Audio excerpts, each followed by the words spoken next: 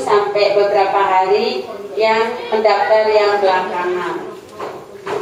Pakaian hari Senin kita di sini Senin Selasa merah hitam pakai rompi lengkap.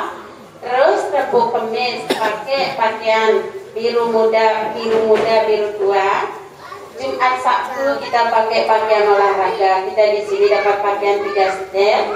Terus untuk kegiatan Purnama Cilem kita juga di sini laksanakan.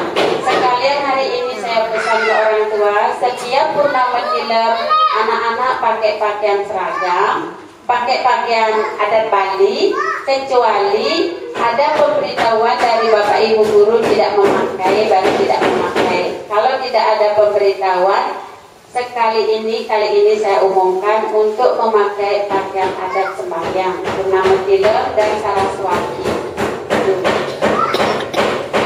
Sudah Ibu Bapak? Sudah, iya. Terus ada lagi, ini kegiatan jeda semester. Kegiatan jeda semester di sini biar tidak ada lagi komentar orang tua.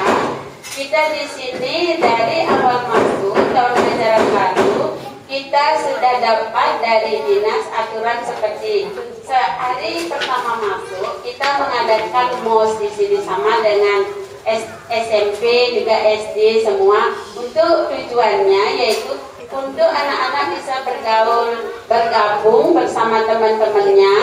Di sana kegiatannya dari dinas sudah ditentukan itu kegiatan di luar kelas Senin sampai kurang lebih sampai seminggu itu bisa dilaksanakan di aula sekolah.